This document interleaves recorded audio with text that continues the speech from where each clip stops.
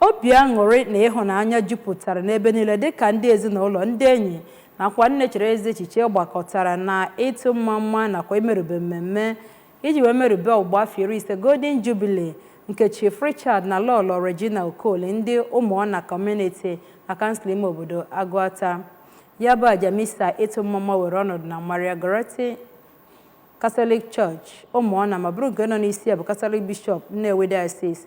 Most Reverend Jonas Benson Okoye gere akụkọ a n'uju. N'okwuchukwu ya na ya bụ ofufe nru nke akara eji wee mee ya bụ mmemme ikele Chineke, ya bụ nnukwu ụkọchukwu jiri ohere ahụ wee kwuo kwupụta mkpa ọ dị maka di na nwunye ịdị na-atọ ezi ntọala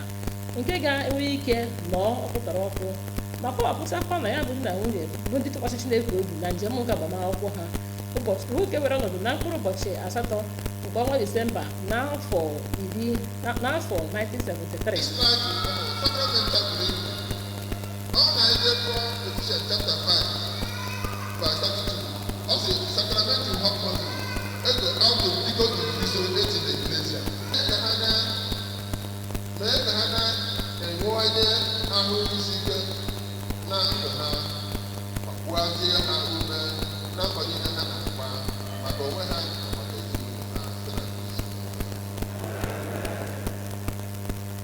Ya bụ di na nwunye kwupụtara na ama Chineke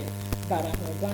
n'ime oge a ha na di na nwunye na Chineke na agbamume Chineke bụ nke mere ka ha ruo ogogo dị otu a. A na-enyekwa ihe ọjọọ na alụmdi na nwunye ụkọ kasị wee kwuo ya na ọ na-enu inu na-atọ ụtọ inu ya enu ha anyị ọ na ụtọ ya ka anyị nọzi kịta wee na-enye Chineke ekele n'omeka. N'oriri na ọṅụṅụ ejikọbara na ya bụ ngwuru ha ka ndị ikwu na ibe, ndị enyi nakwa ndị ihe ha na-amasị ozi ekele ha dị iche iche kpere ekpere ma yọọ Chineke ka onye ha ogologo ndụ na arụ ike. N'okwu ha gwara ABS, ụfọdụ ụmụ ha bụ nke gụnyere Oriakụ Blessing Ana nakwa Perpetual of Faith gara n'iru wee kelee Chineke maka ya bụ mmemme ma kwupụtakwa na obibi di na nwunye a bụ nke na-agba ha ume ma bụrụkwa nke ha ga-enweli. Ha okwu ọ gwara ABS ka otu ọgụ ha nwoke bụ ọkaiwu Ana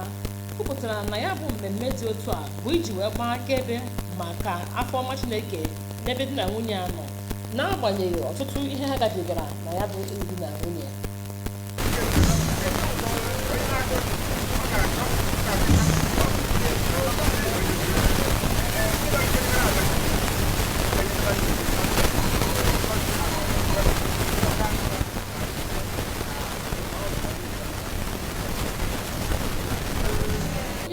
Dịka onye na-anọchite anya Anambra East n'ụlọ ọgbakọ omeiwu nke steeti a bụ Honorable Emmanuel